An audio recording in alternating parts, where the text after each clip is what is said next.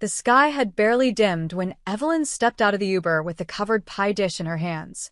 Her heels clicked against the driveway bricks, the sounds echoing as laughter erupted from inside the sprawling house, her childhood home, though it hadn't felt like home in years. It was the annual family reunion, the one she used to help organize before her father told her she wasn't really part of the family anymore. Still, she had come. She smoothed her pale blue blouse, took a deep breath, and walked to the front porch. As she reached for the doorknob, the door cracked open. Her stepmother stood there, face painted in forced delight. "Oh," she said, eyes grazing Evelyn like a stranger. "You're early." "I'm on time," Evelyn replied gently. "Dinner starts at 7. The woman leaned her head back and called out, "She's here," and then turned back to Evelyn with a cool smile. "Why don't you wait outside for a few minutes? The, seating isn't ready yet." Evelyn blinked. "Wait outside." "It's not personal, honey," her stepmother said, tilting her head. "It's just, there's limited space inside, and the kids and the immediate family are already at the table. You understand." Before Evelyn could answer, the door clicked shut. She stood there, pie in hand, alone. Inside, voices were rising with cheer. Silverware clinked. Her younger cousins were laughing, probably over some inside joke. Her hands trembled slightly, not from anger, not from humiliation, but from the weight of every time she had stayed silent over the years. Every time she'd let herself be treated like a stray shadow in her own bloodline. She turned, walked back down the stairs, and sat quietly on the wooden bench near the driveway, her hands neatly folded over the pie. A few minutes passed. Then a low rumble pierced the evening. A long black SUV pulled in, windows tinted. The driver stepped out and opened the back door. Evelyn rose slowly, brushing her hair behind her ear. From the SUV, a man stepped out in a crisp navy suit. Broad-shouldered, calm, with sharp features softened by a kind gaze. He spotted her and smiled. "I'm not late, am I?" he asked. Evelyn's voice softened. "Right on time." He reached her and held her hand gently. "Are you ready for this?" She hesitated, then nodded. "Let's go inside." They walked up the steps together. When her stepmother opened the door again, her smile evaporated. I didn't know you were bringing someone," she stammered, eyes trailing from the man's expensive shoes to the luxury watch on his wrist. Before she could stop them, Evelyn and the man walked inside. The room fell still. Dozens of relatives packed at the long table stopped mid-conversation, some with forks halfway to their mouths, others mid-sip.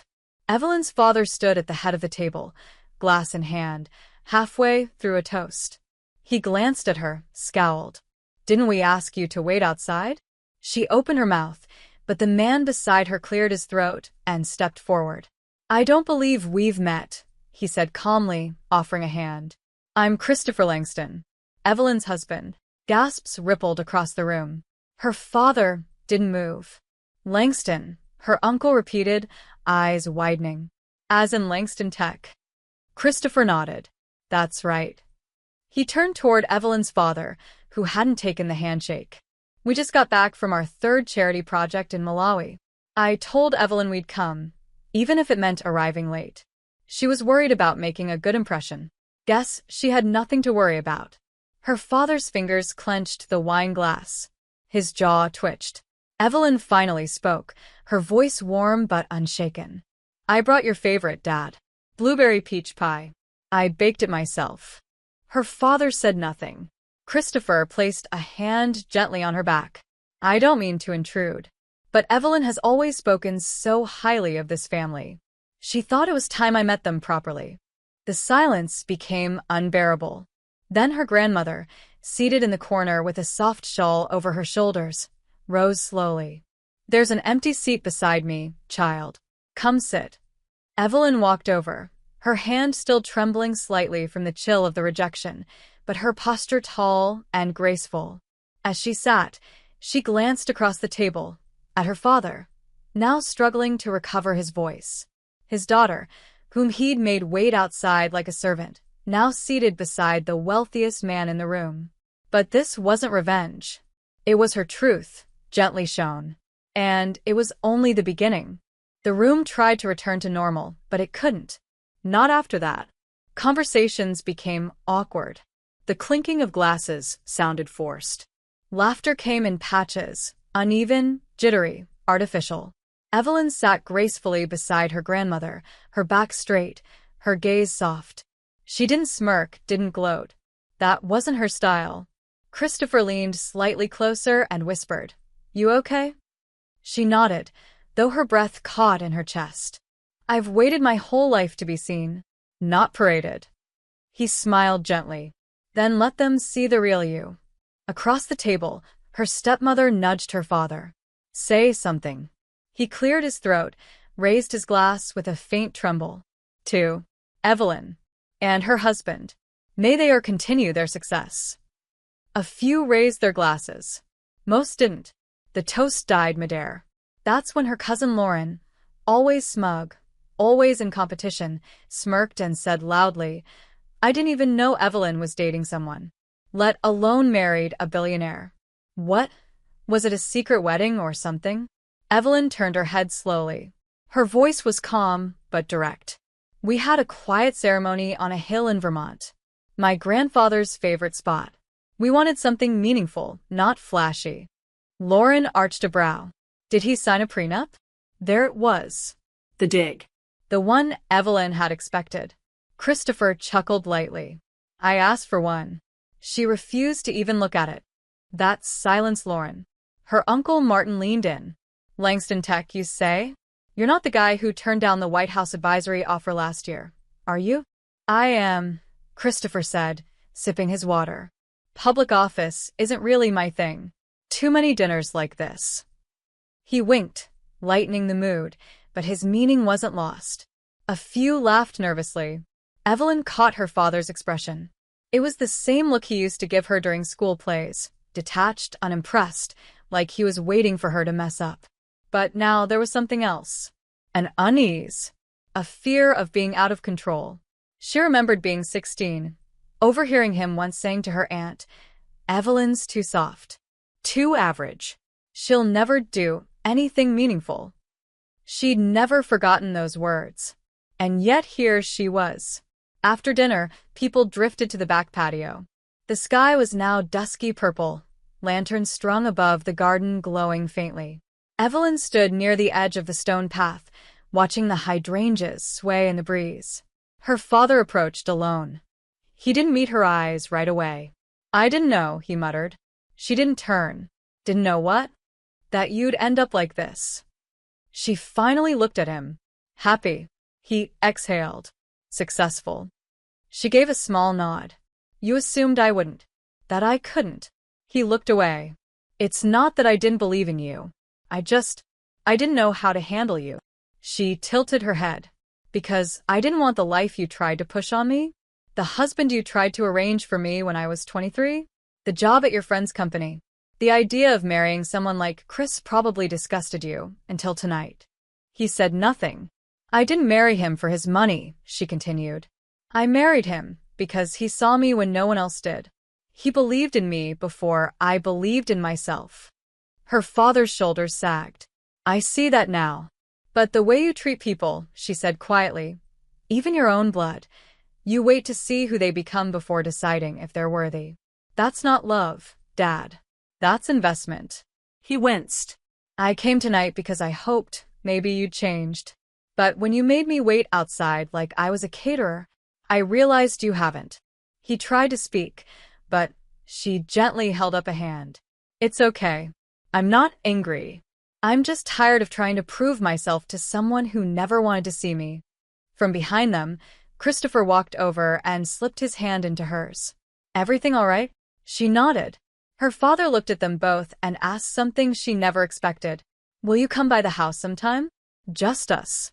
No one else. I'd like to get to know you again." Evelyn studied his face. For the first time in years, it looked human. Not a mask of pride, or authority, or judgment. Just a man realizing he might have pushed too many people away. She gave a slow, gentle nod. "Maybe." The next morning, the family group chat lit up like fireworks. Aunt Karen sent a photo from the reunion captioned, "Who knew Evelyn's husband was the Langston?" Uncle Martin responded with a string of wide-eyed emojis, followed by, "Did anyone else catch Dad's face when he realized who Christopher was?" Legendary. Evelyn read the messages in silence as she sipped her tea on the balcony of the hotel suite. Christopher stepped out behind her, coffee in hand, hair still damp from the shower. "Regretting showing up last night?" he asked. She shook her head. No. "But it's strange how quickly people shift their tone the second they think you matter." He took a seat across from her. "You always mattered. They just didn't have the eyes to see it." She smiled softly. "That's what makes you different." He reached across and gently ran his fingers along hers. "You were calm, poised. I couldn't have done what you did with such grace." "I didn't want revenge," she said. "I just wanted peace." Her phone buzzed again. This time, it was her cousin Lauren. "Lauren. Hey, about last night. I was out of line. I didn't mean to come off so rude. Just shocked, I guess." Evelyn stared at the message for a few moments, then typed a simple reply. "Evelyn, I appreciate the apology. It takes maturity to say that." She meant it.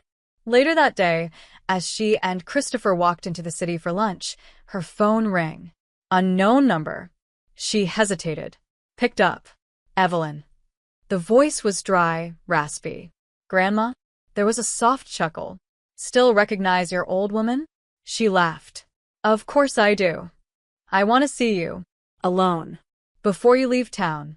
Evelyn paused, glancing at Christopher. "Of course." An hour later, she walked through the creaky front gate of her grandmother's old house. Nothing had changed. The rose bushes still flanked the porch.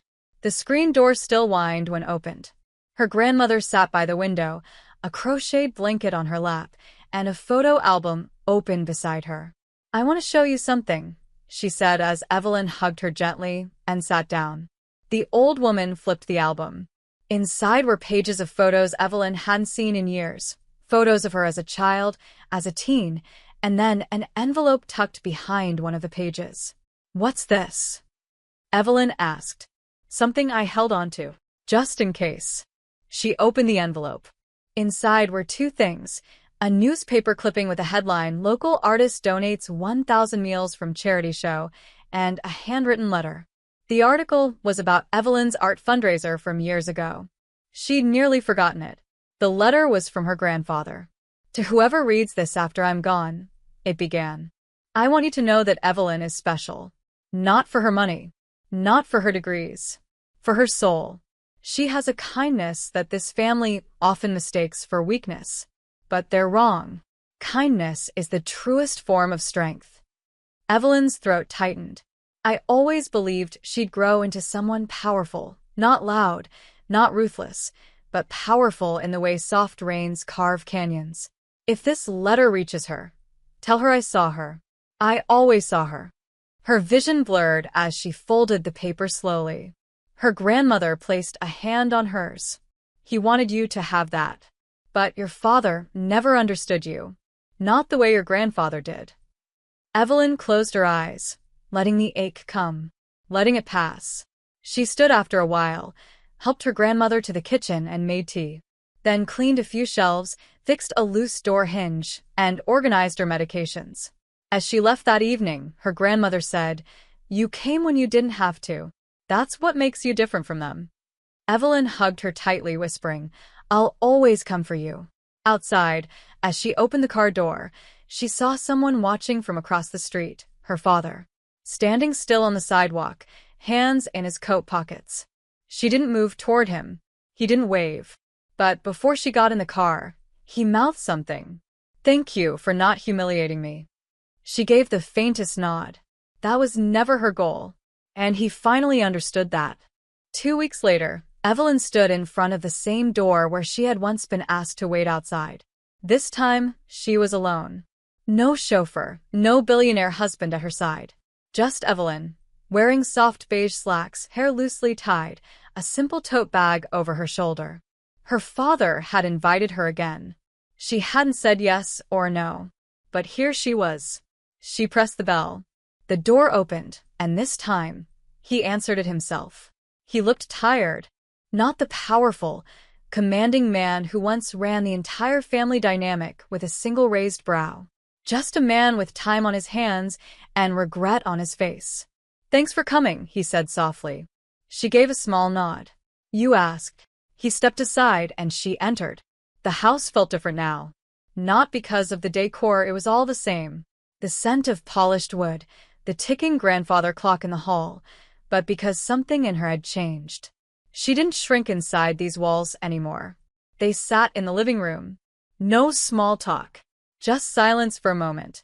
"I want to apologize," he said. She looked up, calm but unreadable. He went on. "For the way I treated you. I used to think strength looked a certain way. Loud. Unapologetic. Ruthless. But I watched you at the reunion. How you handled everything.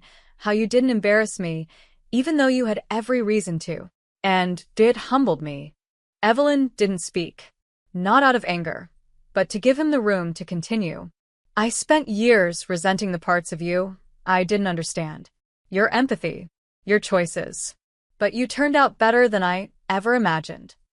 Still, she said nothing. So he asked the one thing he'd never asked her before. "What do you want from me, Evelyn? After all this, what would make things right?" She stared at him a long moment, then said something he didn't expect. "Nothing." His brows drew together. "Nothing. I don't want anything from you," she said. "I don't need anything. I came because I wanted to see if there was anything left to rebuild, not to punish you." He leaned forward, elbows on knees.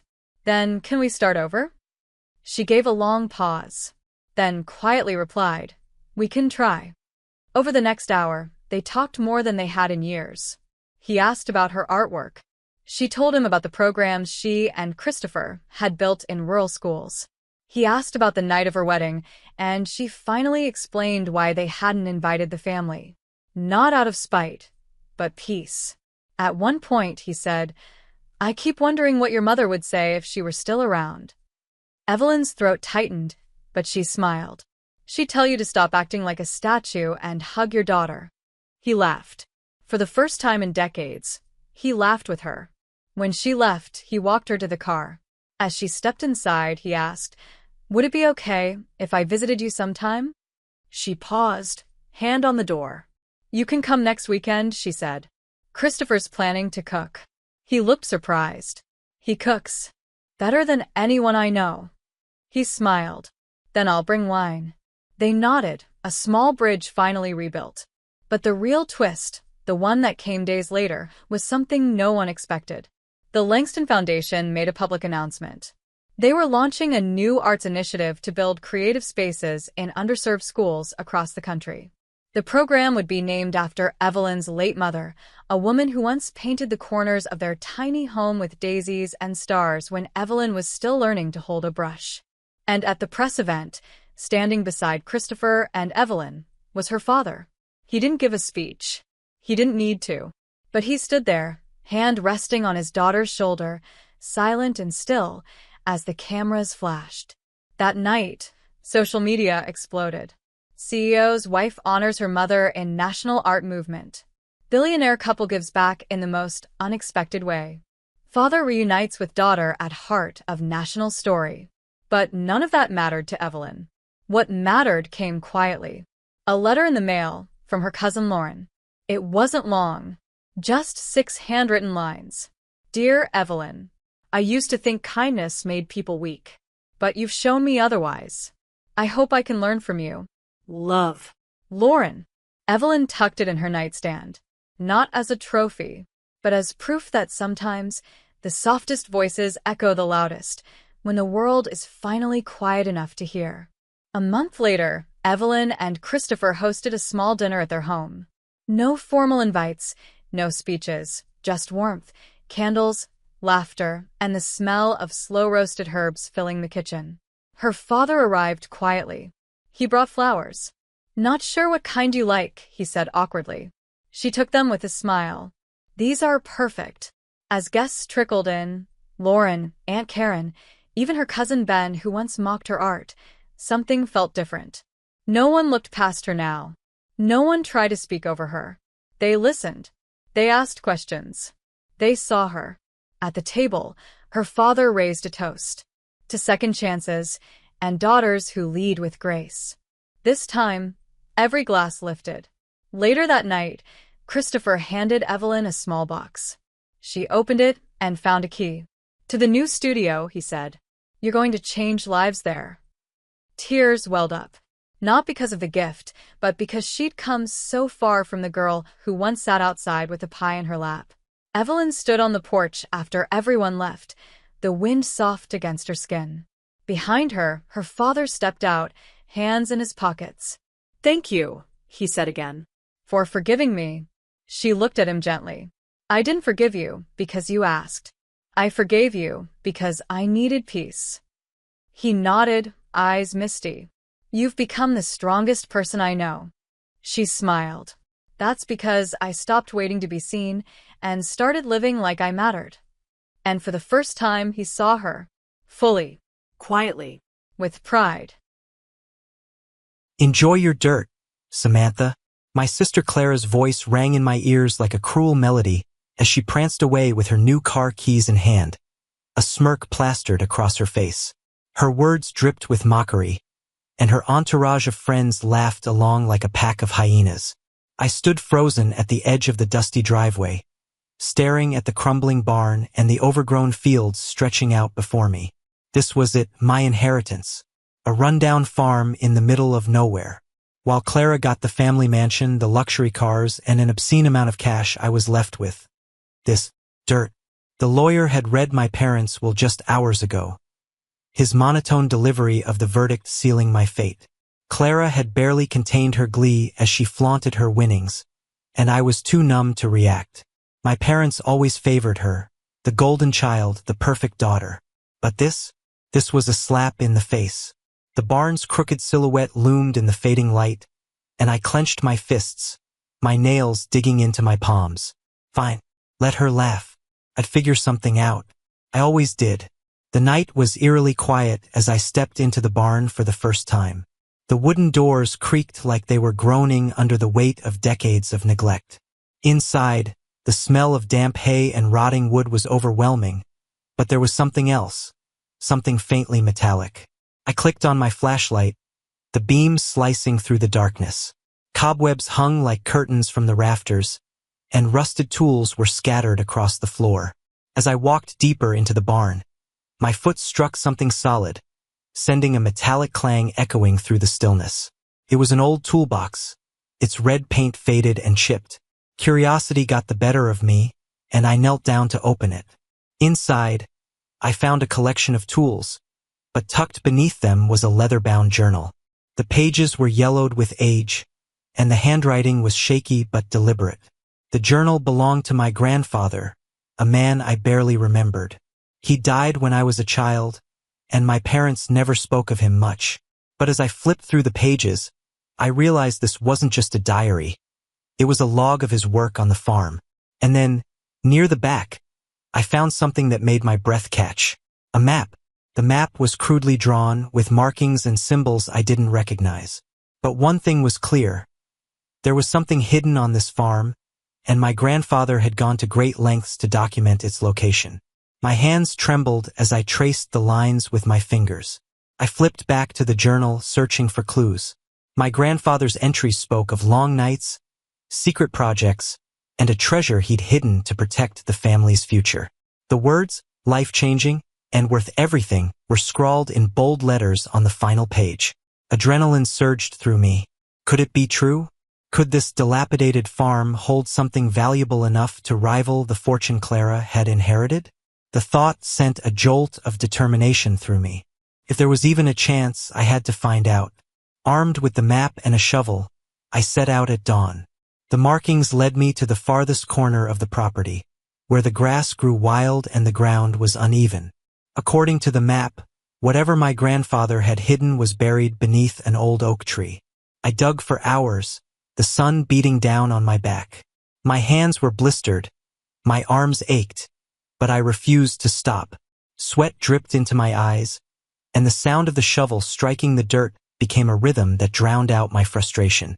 And then it happened. The shovel hit something solid. I dropped to my knees, frantically scraping away the dirt with my hands. My heart pounded as I uncovered a large, rusted chest. The padlock had long since corroded, and with a few hard tugs, I managed to pry it open. Inside was a sight that left me speechless. Inside the chest was a collection of items wrapped in oilcloth. My hands trembled as I carefully unwrapped the first bundle, revealing a stack of old, faded documents. I flipped through them, my breath catching as I realized what I was holding: land deeds. Dozens of them. But these weren't just any land deeds. They were for properties located in prime areas, places that had since exploded in value. Beneath the deeds was a small velvet pouch. When I opened it, my jaw dropped. Glittering in the sunlight was a handful of uncut gemstones. Sapphires, emeralds, and rubies, their colors vibrant even through the layer of dust that coated them. But that wasn't all. At the bottom of the chest, wrapped in an even thicker layer of cloth, was a sealed metal tube.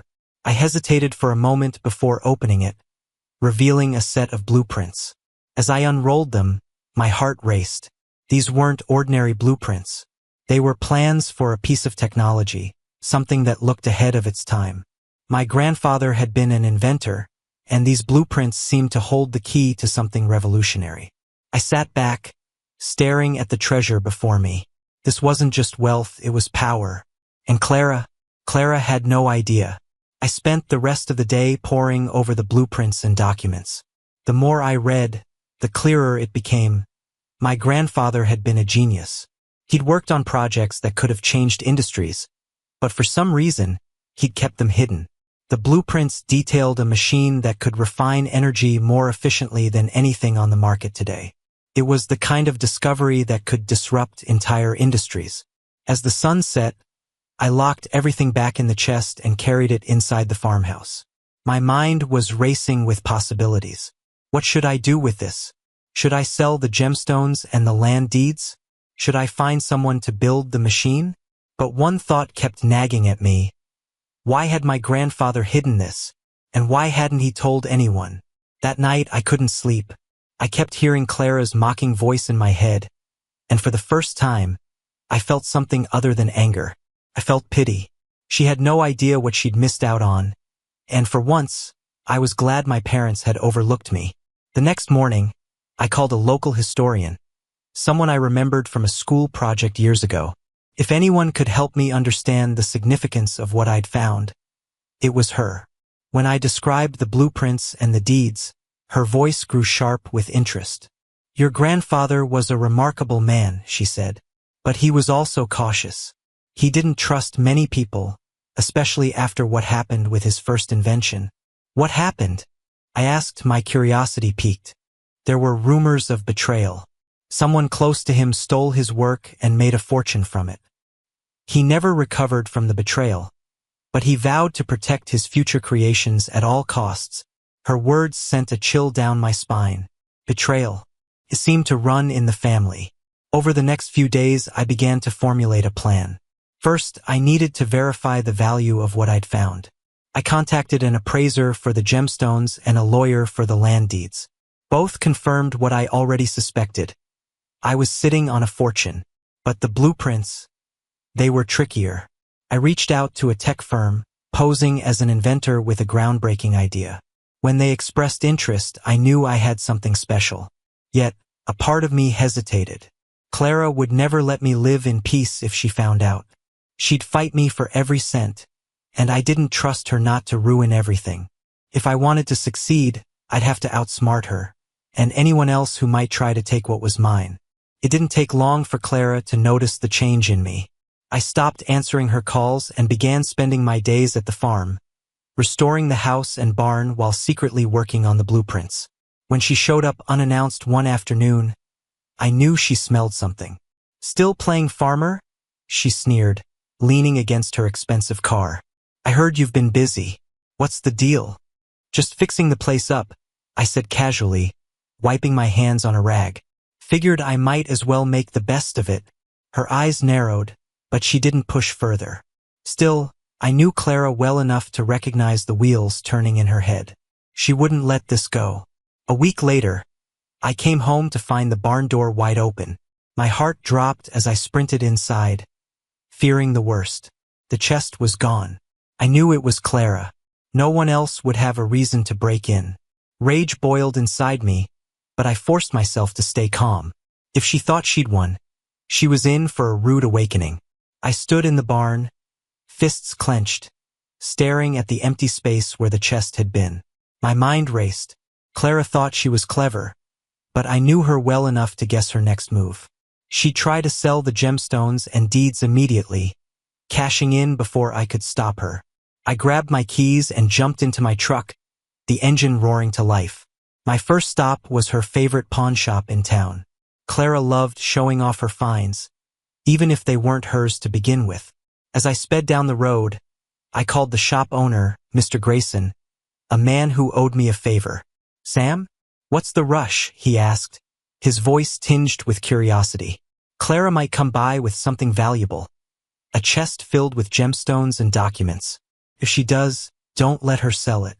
Stall her. I'll explain later." There was a pause. "Understood. I'll keep an eye out." Hanging up, I felt a surge of determination. Clara thought she could outsmart me, but this time she'd crossed the line. I arrived at the shop just as Clara's car pulled into the lot. She stepped out, her face a mask of confidence, the chest tucked under one arm. For a moment, I watched from the truck, anger simmering beneath the surface. This wasn't just about the chest. It was about years of her treating me like I was nothing. She waltzed into the shop, her heels clicking against the floor. I followed a moment later, keeping to the shadows. As she placed the chest on the counter, Mr. Grayson raised an eyebrow. "Interesting find," he said, lifting the lid. His practiced hands examined the gemstones, and I could see the calculation in his eyes. He was stalling just as I'd asked. Before Clara could respond, I stepped forward. "Funny running into you here, Clara." Her head snapped around, her eyes widening in surprise before narrowing in suspicion. "Sam, what are you doing here?" "I could ask you the same thing," I said, my voice cold. "That chest doesn't belong to you." Her lips curled into a smirk. "Oh, please. It was just sitting in that barn, collecting dust. You didn't even know what you had." "Doesn't matter," I shot back. "It's mine." The tension crackled between us like a live wire. Mr. Grayson cleared his throat, sensing the confrontation was about to escalate. "Maybe you two should take this outside," he suggested. "Gladly," I said, grabbing the chest. Clara tried to protest, but I silenced her with a glare. "We're settling this now." Outside, Clara crossed her arms, her smirk returning. "You always did take everything so personally, Sam. Why don't you just admit it? You're jealous. You've always been jealous." "Jealous?" I barked out a bitter laugh. "Of what? Your entitlement? Your arrogance? The way you've always walked over people to get what you want." Her eyes flashed with anger. "I earned everything I have." "No," I said, stepping closer. "You've stolen everything you have. And now you've stolen this. But here's the thing, you don't even understand what you've taken." For the first time, I saw doubt flicker in her expression. "What are you talking about?" I opened the chest, pulling out the blueprints. "This isn't just about money, Clara. This is about legacy. Our grandfather's legacy. He trusted me to find this and protect it, and I'll be damned if I let you ruin it." Her gaze darted to the blueprints, then back to me. "Legacy? Don't make me laugh. All I see is a pile of junk." "That's because you only see $signs," I snapped. "But these plans, they could change everything. And you'll never get your hands on them." Clara's laughter faded, replaced by a calculating look. "Fine. You want your precious chest? Take it. But don't think for a second this is over." I knew her well enough to recognize the threat in her voice. Clara didn't back down easily, and she didn't lose gracefully. As she stalked back to her car, I felt a pang of unease. This wasn't the last I'd see of her. I loaded the chest into my truck and drove home, my mind racing. Clara might have backed off for now, but she'd come after me again. I needed to secure the chest and its contents before she had a chance to strike. Back at the farm, I called the historian I'd spoken to earlier. When I explained what had happened, she immediately offered to help. I can connect you with people who can authenticate the blueprints and ensure they're protected, she said. But you'll need to be careful. If these plans are as valuable as they seem, others might come after them too. Her words sent a shiver down my spine. Clara was bad enough, but the thought of strangers getting involved was even worse. I thanked her and hung up, determined to stay one step ahead. The farmhouse felt colder that night, as though the walls themselves were bracing for what was coming. I locked the chest in the basement, double-checking every latch and bolt. My paranoia was growing by the minute, but I couldn't shake the feeling that Clara wasn't done with me. Sleep didn't come easy. Every creak of the old house, every whisper of wind outside, set my nerves on edge. Around midnight, I heard something, a soft rustling outside the barn. My stomach dropped. Grabbing the flashlight and the crowbar I kept near the door, I slipped outside, keeping to the shadows. The beam of my flashlight cut through the darkness, landing on a figure crouched near the barn's side window. "Who's there?" I barked. The figure froze, then bolted. I chased them, the flashlight bouncing wildly in my hand. They were fast, but I was faster. Within moments, I tackled them to the ground, wrestling to pin their arms. "Let me go," a familiar voice hissed. My heart sank. "Clara? Are you insane?" I yelled, shining the light on her face. She glared up at me, defiant as ever. "You can't keep this from me, Sam. It's part of our family, and I have every right to it." I hauled her to her feet, my grip firm on her arm. "Breaking into my property? Spying on me? You've gone too far." Clara sneered. "You always act so righteous, but you're no better than me. You're just scared I'll beat you to the punch." "You're wrong," I said coldly. "I'm not scared of you, but you should be scared of what happens if you keep pushing me."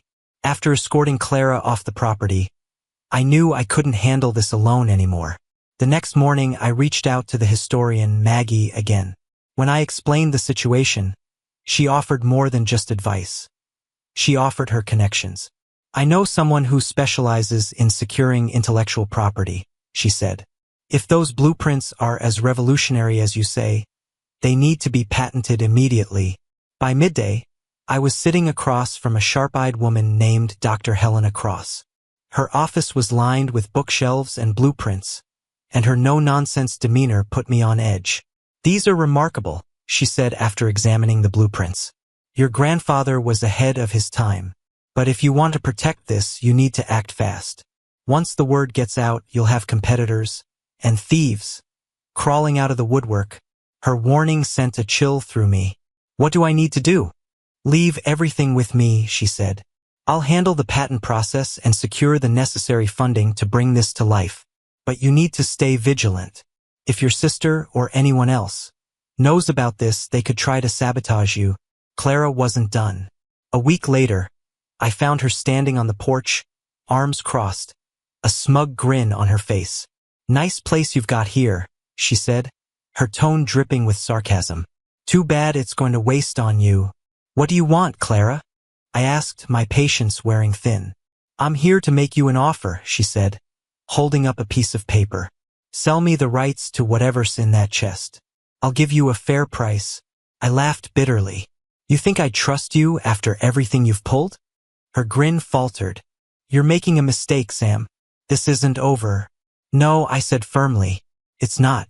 But when it is, I'll be the one standing on top." A few days later, things took a turn for the worse. Somehow, news of the blueprints leaked. A small tech blog ran an article about the discovery of a forgotten invention, and while they didn't name me directly, it wasn't hard to connect the dots. My phone started ringing off the hook. Reporters, investors, even opportunists hoping to cash in on the story. It was chaos. Worst of all, I knew Clara had to be behind the leak. Desperation clawed at me. I called Dr. Cross, explaining the situation. "This speeds up the timeline," she said. "We need to move fast before someone else stakes a claim." "Can you still protect it?" I asked. "Yes, but it's going to cost you, financially and emotionally. Are you ready for that?" I didn't hesitate. "Do whatever it takes." The The following weeks were a blur of meetings, legal battles, and sleepless nights. Clara tried to challenge my claim, hiring lawyers to argue that the chest and its contents belonged to both of us. But I'd anticipated her move and had already filed the necessary paperwork to secure sole ownership.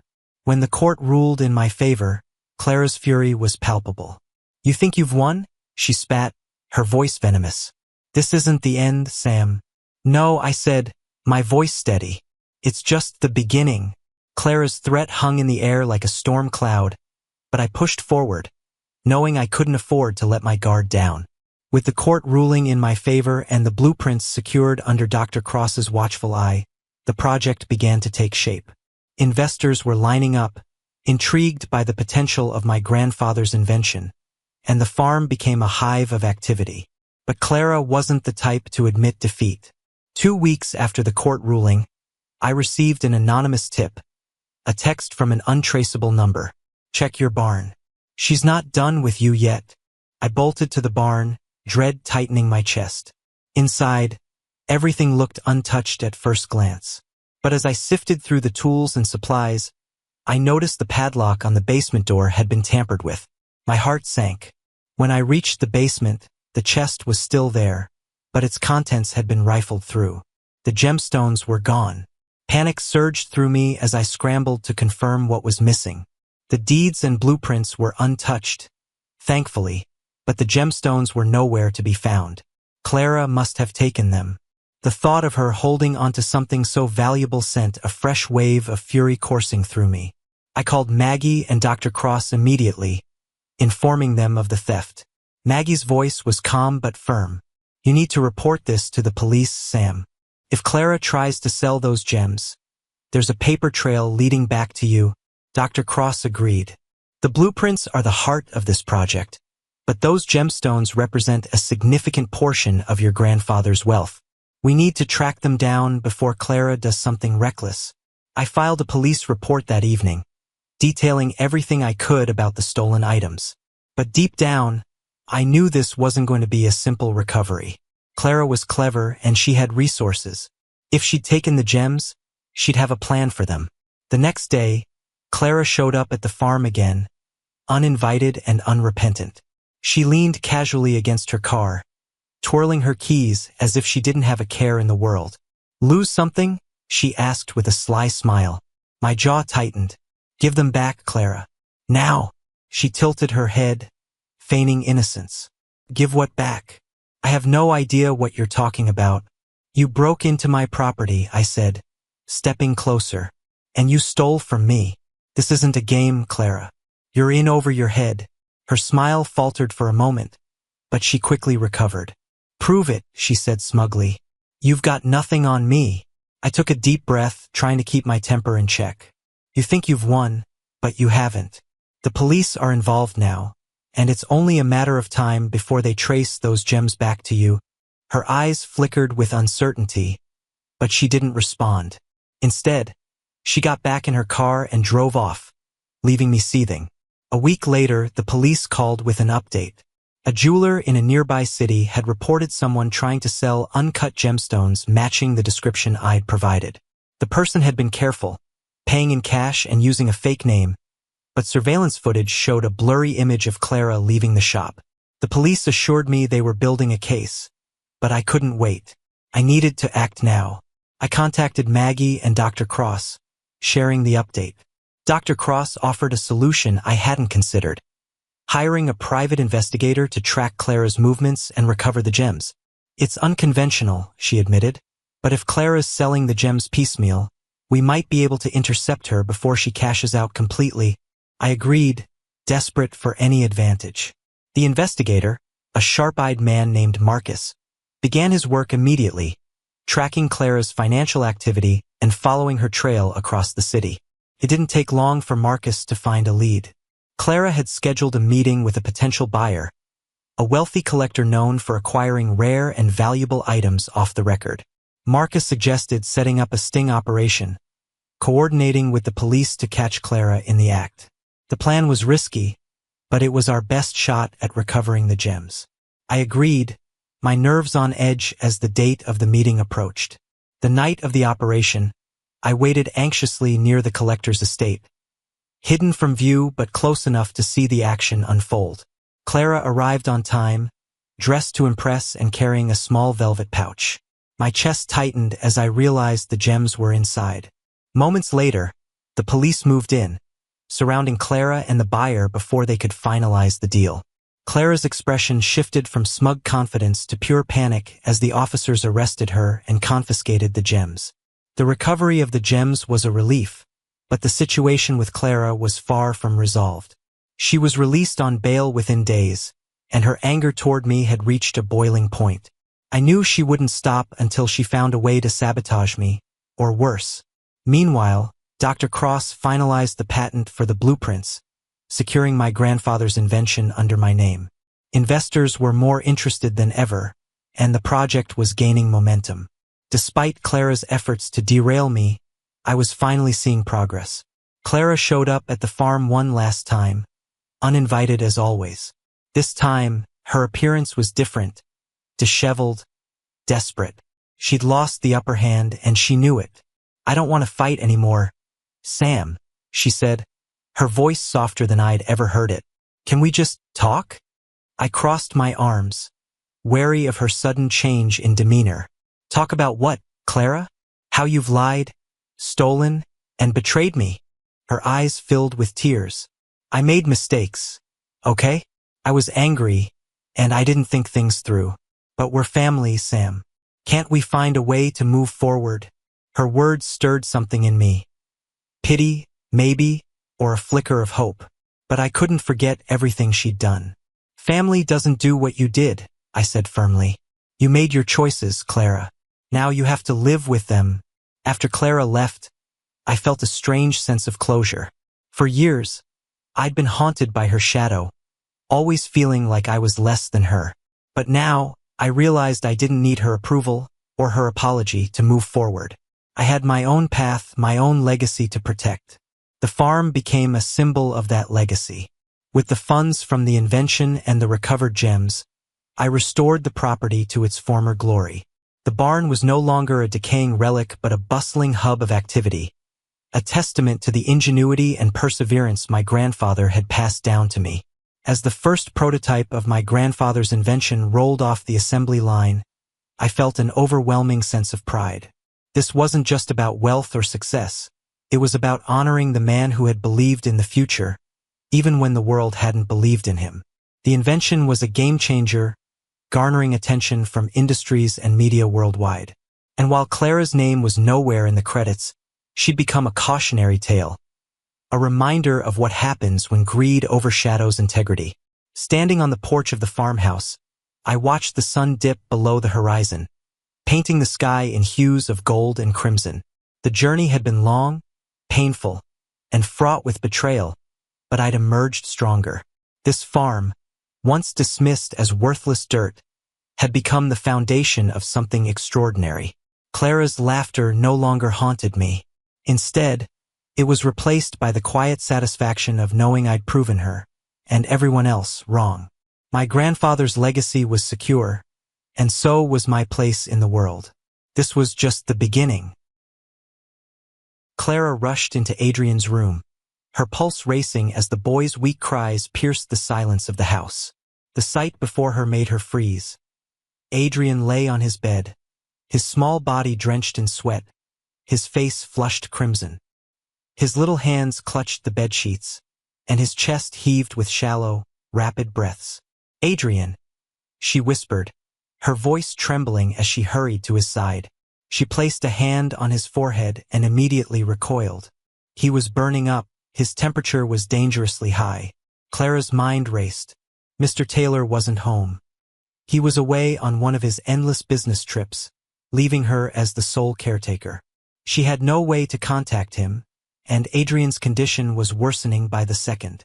She grabbed the thermometer from the nightstand, fumbling with it as her hands shook.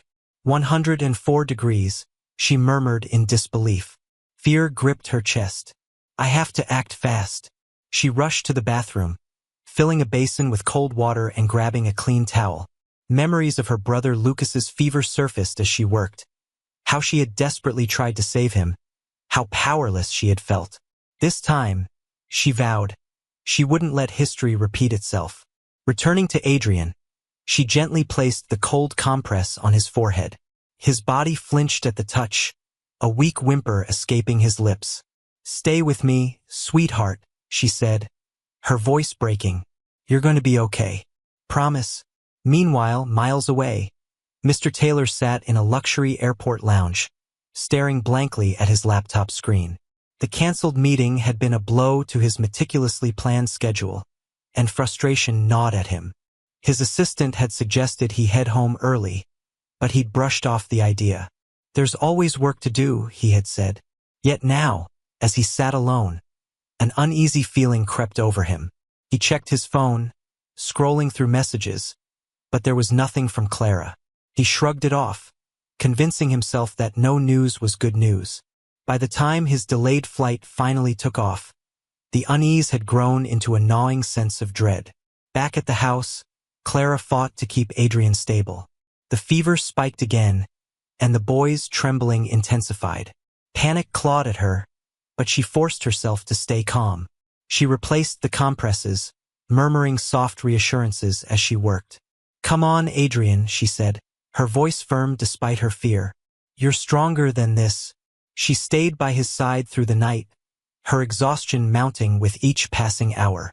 Memories of her brother haunted her, but she pushed them aside, focusing entirely on Adrian. Failure wasn't an option.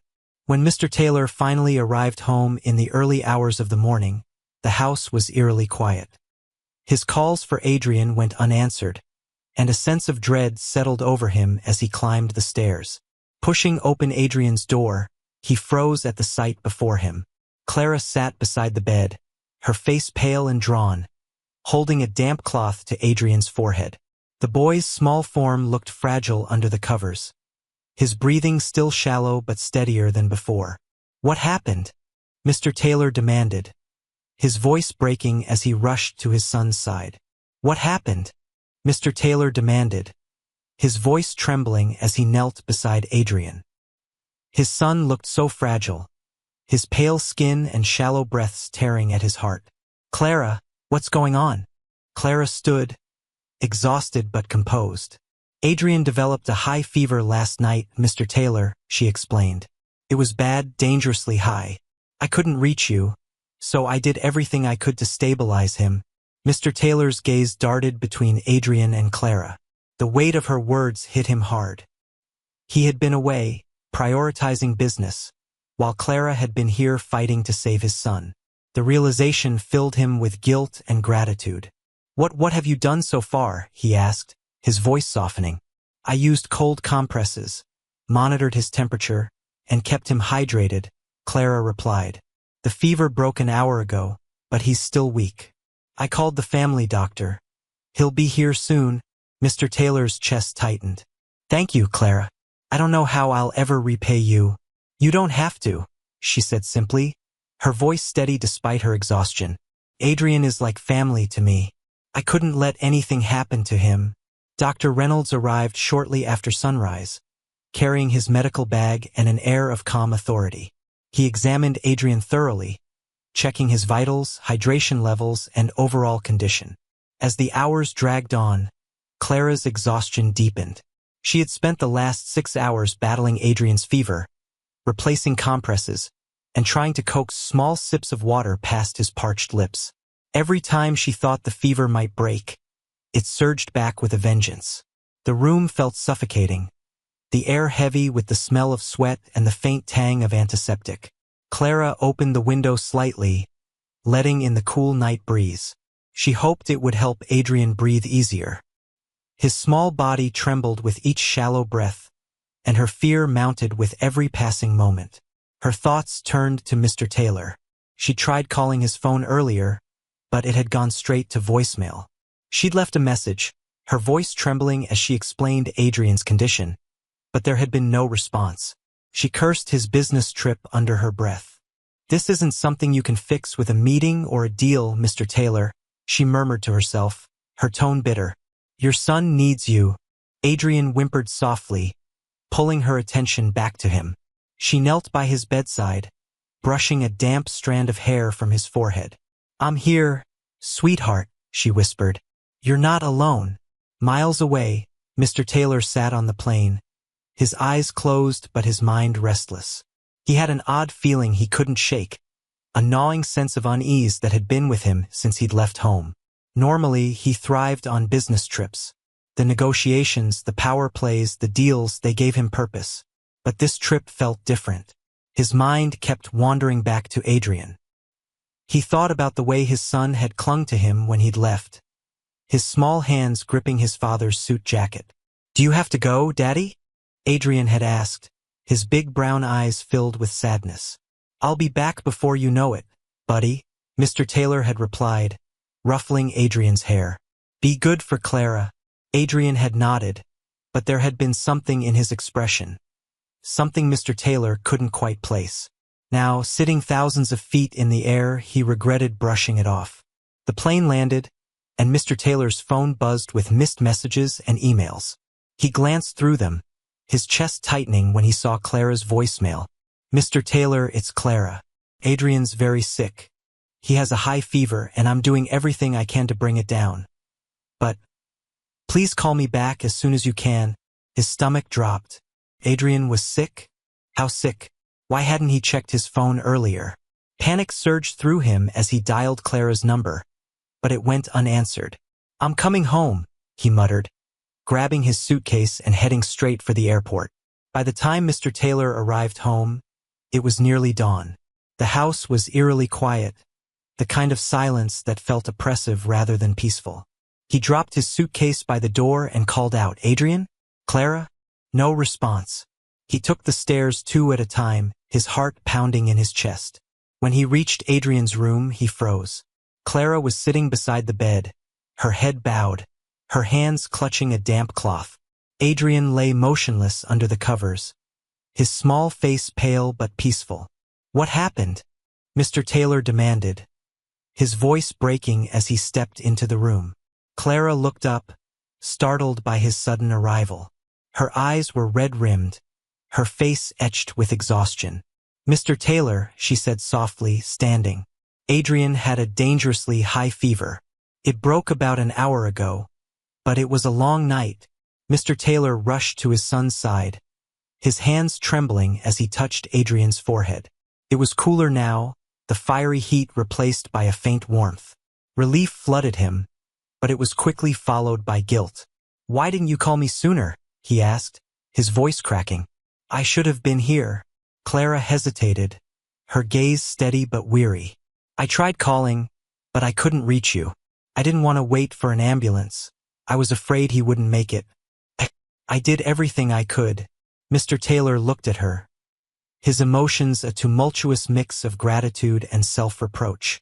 "You saved him," he whispered. "Clara, I don't know how to thank you." Clara shook her head. "There's no need to thank me. Adrian means a lot to me. I couldn't let anything happen to him." After Dr. Reynolds left later that morning, Mr. Taylor found Clara in the kitchen, tidying up the remnants of the night's ordeal. She moved slowly, her exhaustion evident in the way her shoulders slumped. "Clara," he said, his tone softer than usual. "Can we talk for a minute?" She turned, surprised. "Of course, Mr. Taylor." He gestured for her to sit, and they both took seats at the small kitchen table. For a moment he was silent, unsure how to start. "You were incredible last night," he finally said. "I didn't realize how much you've done for this family. I feel like I don't know enough about you." Clara hesitated, her fingers brushing the edge of the table. "There's not much to tell," she said quietly. "I grew up in a small village. My parents worked hard, but we didn't have much. My younger brother, Lucas, was everything to me." Her voice faltered, and Mr. Taylor leaned forward. "What happened to him?" he asked gently. Clara's eyes glistened with unshed tears. "He got sick when he was 7. We didn't have a doctor nearby, and by the time we reached help, it was too late. I tried to save him, but couldn't." The pain in her voice was palpable, and Mr. Taylor felt a pang of regret for never asking about her life before. "I'm so sorry, Clara," he said. "I can't imagine how hard that must have been." She nodded, her gaze distant. That's why I couldn't let anything happen to Adrian. When I saw him like that, it brought everything back. I couldn't lose him too. The next few days were a delicate balancing act for Clara and Mr. Taylor. Adrian's fever had broken, but he was still weak, his small body recovering from the battle it had fought. Clara stayed by his side every waking moment, her attention unwavering. She brought him small bowls of soup, gently coaxing him to eat, and ensured he drank enough water to stay hydrated. Mr. Taylor, uncharacteristically, took time off work. He couldn't bring himself to leave Adrian again, not after what had happened. He sat by his son's bed, reading him stories or simply holding his hand as Adrian drifted in and out of sleep. One evening, as the sun cast a warm glow across the room, Adrian stirred. His eyes fluttered open, and he looked up at his father and Clara with a weak but grateful smile. "Thank you for taking care of me," he said softly. Clara leaned forward, brushing a strand of hair from his forehead. "You're welcome, sweetheart. You're such a brave boy." Mr. Taylor's throat tightened as he watched the interaction. "How are you feeling, buddy?" he asked. "Better," Adrian replied, his voice still faint. "But I don't want you to leave again, Dad." The words hit Mr. Taylor like a freight train. He took a deep breath, guilt and resolve intertwining in his chest. "I'm not going anywhere," he promised. "Not anymore." As Adrian recovered, he grew even closer to Clara. The bond between them deepened in ways Mr. Taylor hadn't noticed before. Adrian would light up whenever Clara entered the room, and he clung to her warmth and gentle presence. One afternoon, while Clara helped Adrian piece together a puzzle, he asked, "Clara, do you have kids?" The question caught her off guard, and for a moment, she didn't know how to respond. "No, sweetheart, I don't," she said finally, her voice soft. "Why not?" Adrian asked innocently. Clara hesitated, her heart aching with the weight of memories. "It just didn't happen," she said gently. "But I think of you as very special to me. You're like family." Adrian beamed, his little hands reaching for hers. "I think you're family too." Late one night, after Adrian had fallen asleep, Mr. Taylor found himself in the living room, staring at an old photo of him and his late wife holding Adrian as a baby. The house had been filled with love and laughter back then.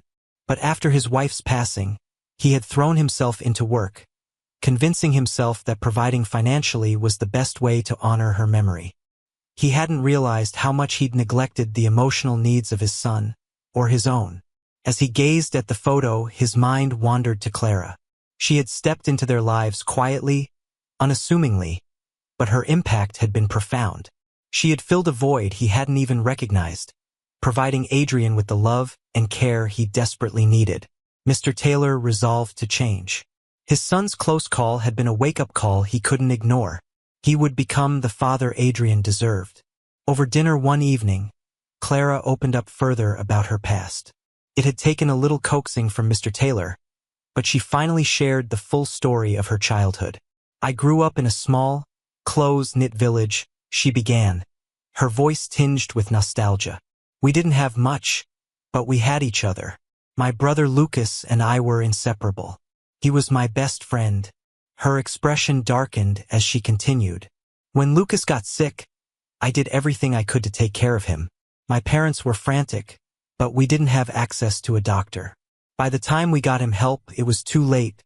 Clara's voice broke, and she looked down at her hands. "I felt like I failed him. That's why, when I saw Adrian so sick, I couldn't let it happen again. I couldn't lose him too." Mr. Taylor reached across the table, placing a hand on hers. "You didn't fail Lucas, Clara. And you didn't just save Adrian, you saved me too. I'll never forget what you did for us." A week after Adrian had fully recovered, Mr. Taylor called Clara into the living room. Adrian was seated beside him, holding a small, beautifully wrapped box. "What's this?" Clara asked, her eyes wide with surprise. "It's a thank you," Mr. Taylor said. "From both of us." Adrian grinned and handed her the box. "Open it, Clara." Inside was a delicate gold locket. When Clara opened it, she found a photo of Adrian on one side and an inscription on the other. "To Clara, with love, for being our angel." Clara's breath hitched, and tears welled in her eyes. "I don't know what to say," she whispered. "You don't have to say anything," Mr. Taylor said. "You're more than just an employee to us, Clara. Your family." Adrian leaned into her side, wrapping his small arms around her. "We love you, Clara," he said simply. Clara hugged him tightly, her tears spilling over. "I love you too, Adrian." The events of that fateful night became a turning point for the family. Mr. Taylor began spending more time at home, prioritizing his son over his work. He learned to cook Adrian's favorite meals, helped him with homework, and even joined him and Clara for movie nights. As for Clara, her role in their lives transformed. She wasn't just a maid anymore. She was a cherished part of the family, someone they depended on and valued deeply. Years later, as Adrian grew older, he often looked back on that night as a defining moment. It was the night his family truly came together, bound by love, gratitude, and the selfless care of one extraordinary woman. And though life moved forward, none of them ever forgot the night that changed everything.